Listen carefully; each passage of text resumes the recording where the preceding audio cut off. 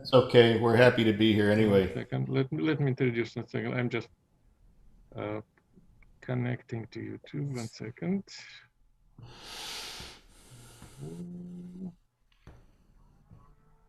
Yes.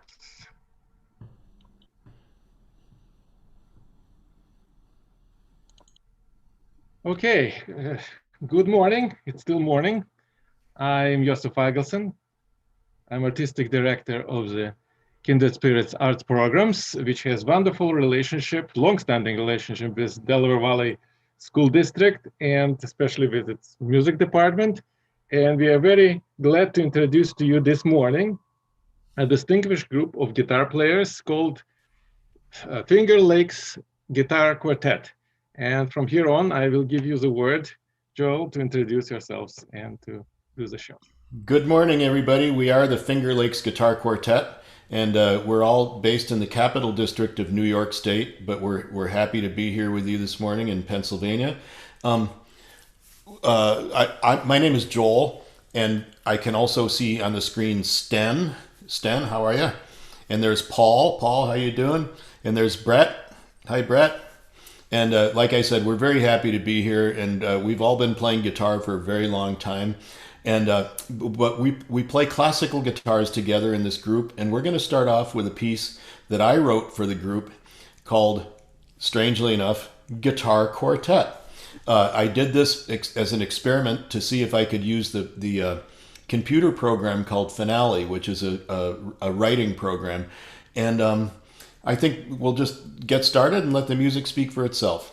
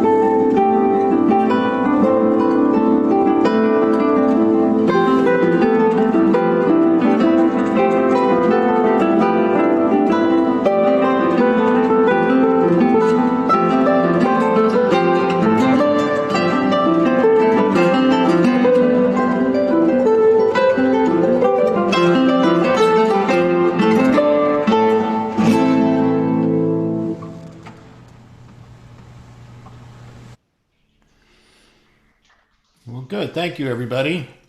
Um, you know, we understand that you're learning to play chords on steel string guitars, and the biggest difference between the guitars that you play and that we play is the fact that your guitars have steel strings and ours have nylon strings. And nylon strings give that sort of softer, more mellow, rounder kind of sound. The other part of playing classical guitar that's very different than most of the time you play steel string guitars is that we're using our right hand fingers all the time to pluck the strings. And on our right hand fingers, we grow nails. And so we have nails that are capable of producing sound in different ways depending on how we turn them or strike the string. So it's something to think about when you play. You're using a pick. Well, we're using our fingers with fingernails on them. We'd like to go on with a piece by Gabriel Fauré called Pavan. And this is, actually, we're going to do Boccherini next, aren't we, Sten? Yes. Do you have Boccherini queued up? Okay, strike that from the record. We're going to go on to do a piece by an Italian composer named Luigi Boccherini. Boccherini wrote mostly for chamber music and orchestra, but he also wrote 6 guitar quintets. So, in other words, string quartet and 1 guitar. And one of them is very famous because it has a movement called the fandango.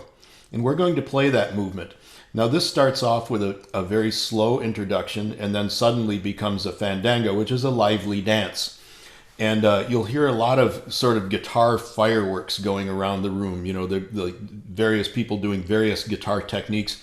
One of the interesting techniques is that written in the score is a castanet part. And the castanet is something that a flamenco dancer would click together. You've probably seen them on TV or even in cartoons sometimes. But I'm doing the castanet part on my guitar by clicking my fingernails on the side of the guitar.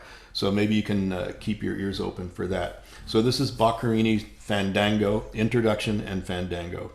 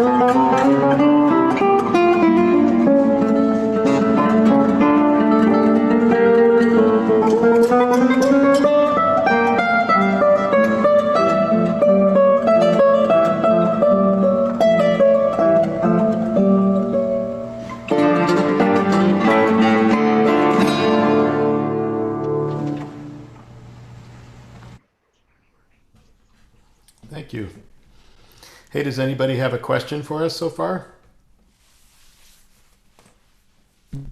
Lovely piece of music, definitely, and typically Spanish. The guy was really most of his life in Spain. He was just really came very young to Spain and served at the court there as a really main musician in Spain for a long time. It really is quite wonderful, and when you think about it, it's basically two chords, A major and D minor.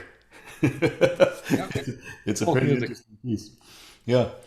Hey, Brett, do you want to introduce the pavan? Sure. I just wanted to say a quick something about the piece we just heard, if that's okay. Sure. Um, isn't it cool, guys, how if you're looking at the screen, the third person over, so second from the left, Sten is strumming, right? It's beautiful strumming patterns he's got. It's called rasgueado. And I don't know, it's one of the first things that drew me to the guitar. All right. And the other really cool technique that, I don't know, I love the sound of a click sound on the guitar that Joel put in to his first piece that we heard, the guitar quartet piece that Joel wrote. And you listen to Sten making that click sound in the first piece. Long ago, I just thought you guys would like to know. And it's really been an honor to play with these guys, but I actually studied with Joel. I was his student long ago. So it's been really fun to now be able to play with him.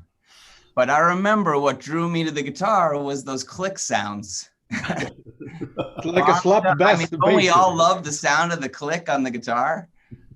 So It's a good click. it's a wonderful click. And I'm sure you guys are experimenting with it a little bit. But we got to hear some cool stuff from Sten in both of those pieces. Hey, since Brett mentioned it, by the way, all these guys were my guitar students. So I'm the grandfather in the group, literally and figuratively. Well, I'll introduce the pavan. we're going to go on. I digress. I'm sorry. Okay, it's fine. It's fine. We're going to play a piece written by Gabriel Fauré that was originally written for orchestra and transcribed here for four guitars. And it's a beautiful, slow piece, a gorgeous melody, and it has some techniques that you can be on the lookout for. Sten starts off by putting his palm against the strings, which mutes the strings and gives it a very sort of thuddy sound. In rock and roll, we call that palm muting, but in classical guitar, we call it pizzicato. And it also has, at one point, the melodies played by harmonics. And if you listen carefully, harmonics are very delicate, sort of glassy, transparent sounding notes, and you'll hear they're very high notes. There's one other thing I wanted to say about the Fauré is that if you look out the window on the left-hand side, you'll see a squirrel. And I know that squirrel is a big fan of ours. It comes around and checks us out every once in a while. So we're going to hear the Pavan by Gabriel Fauré.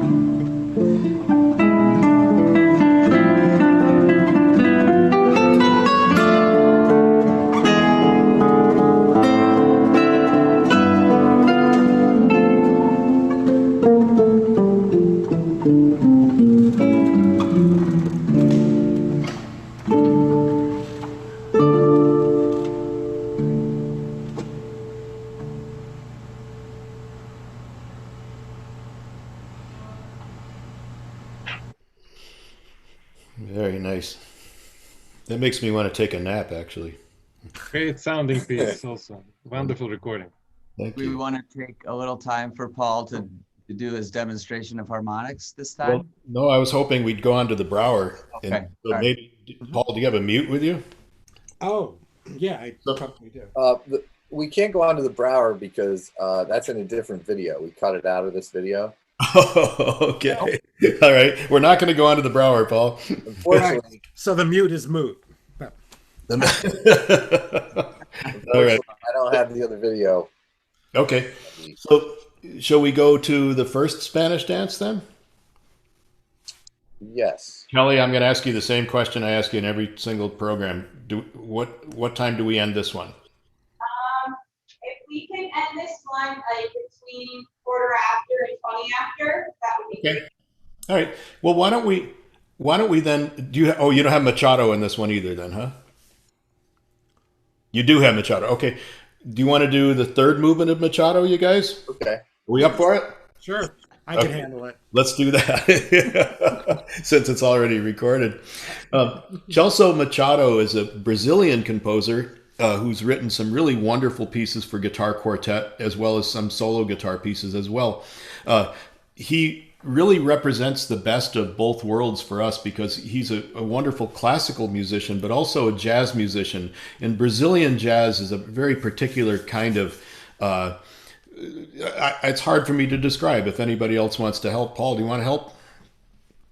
I can try to help. Yeah, so jazz, I think we use the term jazz as like improvised type of music where it's not necessarily written out in a score like what you have heard us play so far has actually been written out. And yes, Brazilian jazz, as opposed to the many different types of American jazz, one of the things that I do know a little about it is like there's specific like rhythms that are involved with Brazilian jazz as opposed to American jazz, where we have what you would refer to as swing, is very indicative. That's very much a part of the American jazz tradition, where Brazilian jazz, also an improvised musical art, they have their own type of, I guess, folk tradition that has seeped its way into its improvised music.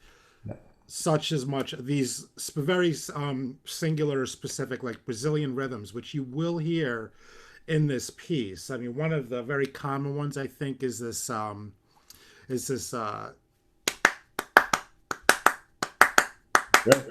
that I don't know what that's called, but that's in there. Yeah. I think it's a choro rhythm. Choro, It's one perhaps, of it. yeah. Is choro the right?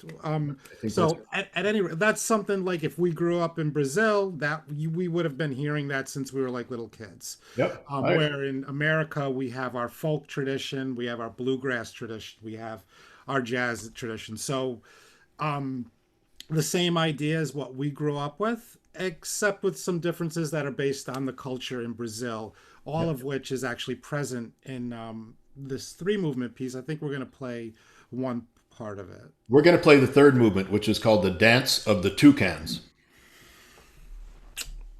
Perfect. Go for it, Stan.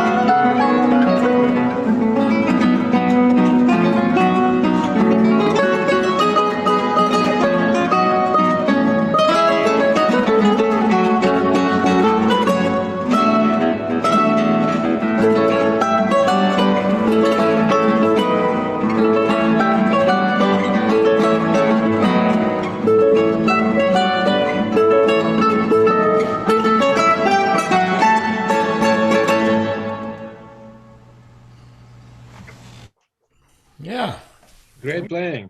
Thank you. Actually, I want to just tell everyone that tomorrow, 7:30, Saturday, tomorrow, 7:30, you can hear much more of playing from this distinguished quartet on our website, kindredspiritsart.org, on our Facebook page, and also on YouTube. Thank you. We're looking forward to that. I hope some of you can join us. Hey, does anybody have any questions? Hello there. I guess not. I don't know if you wanted to, let me come closer. You have to come very close because we can't hear you. The masks aren't helping. So we talked a little bit with the first class about,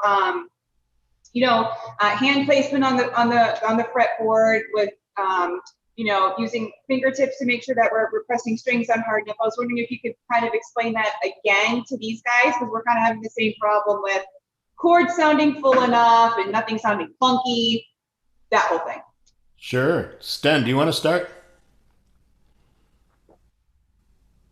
Sten? Sorry, I'm looking for the next piece we're gonna play. Okay.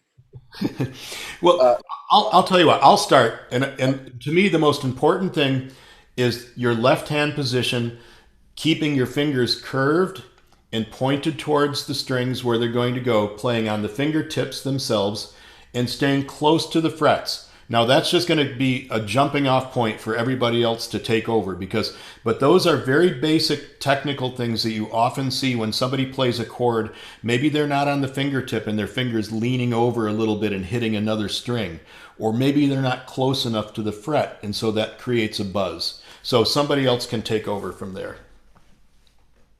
I'm sorry, what was the question? I lagged out. What was the question? It was about guitar technique, Brett. We were talking in the first class about staying, how can they make their chords sound clearer. Okay. Okay. I'll pipe in. Did you want to go, Brett? Or? No, go ahead, Paul. Go for it, Paul. As Joel was saying regarding the keeping your fingers curved rather, and really near the fret. So with this D chord, which I think you may know, instead of being back here in the middle of in between the two frets, you want to be, the closer you are to the fret, the less pressure you need, meaning you don't have to push as hard, and your intonation or your in-tunedness is going to be much better. Additionally, I think something that I think we forget about, because you don't really see it on the fingerboard, is actually our thumb back here. So you want your thumb always, really, 95, 99% of the time, will always be behind really your second finger. In this case, with this chord, I guess it's close, it's in between my second and third finger, but that chord, my thumb's really behind that second fret, and it's flat. The only thing that touches is my fingertips, and my thumb. Trying to get an angle there. Is this making anybody else dizzy? Yeah, that's it. So you see how there's space behind my hand? Like my hand, I'm not doing this. Because once you put your palm up, your fingers can't really move.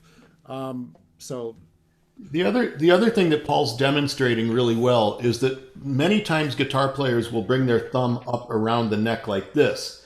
And what that does is put our fingers in the wrong position to play the guitar. So that if this is the guitar neck, the thumb really should be behind the neck so that we can be curved. If we pull the finger at the thumb this way, it tends to make us play on this part of the finger as opposed to this part of the finger, and also will make you hit strings that you don't really want to hit. So it's very important to have that thumb behind the neck and not like this. So think about that. I very often say, think of the thumb as starting with your shoulder. Relax your shoulder and your thumb will drop and your fingers will be more curved. Yeah, I was trying to add one more little thing to that. Go for it. Also with that, maybe even feeling some pressure from back here, like you're pulling the hand towards you to kind of keep a light touch with the thumb in the back. So not only the thumb down, but maybe pulling back against the guitar a little bit will help the fingers become more flexible and independent. Is that a good answer, Kelly? That's a great answer. Thank you. You know, it reminded me, in my childhood, I've seen a lot of gypsies staying pretty close to where I lived during the summer. And many of them were self-taught guitar players and usually using actually this seven-string guitar, so-called gypsy guitar. But Yeah. one of you playing, Stan, I think, playing. Yeah. Anyway, so many of them were actually using the thumb to play the bass string. Like this.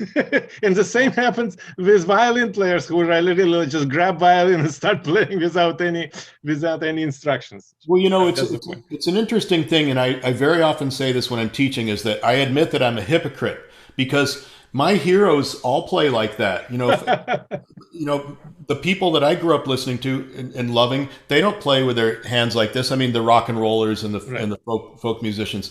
So there are techniques where you do use the thumb, but you still have to be very careful about the hand position and the curve in the fingers. Sorry to spoil that. No, I like it. I think it's important to add. I really do. I think it's a really important part of that conversation. One more interesting thing about guitar is it's a fairly young instrument in the pedagogy of how to teach it and play it. And I think part of the reason, unlike violin, which is perfected when Stradivarius invented the modern violin, guitars are constantly improved. Mine is a modern guitar and has a weird cutaway and other stuff. But because of that, there are also different techniques that have evolved on the guitar. And it's not just violin, you kind of play it one way. But guitar, so you have steel string guitar, you have nylon string guitar, you have electric guitars, you have slide guitar, and everyone takes techniques from all these different styles and morphs them together too.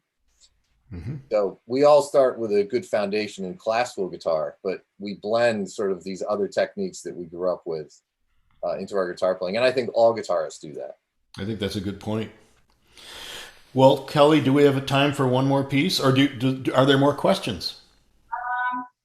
We're running out of time. Okay. I'm gonna have to let these guys go, but guys, do you have any questions?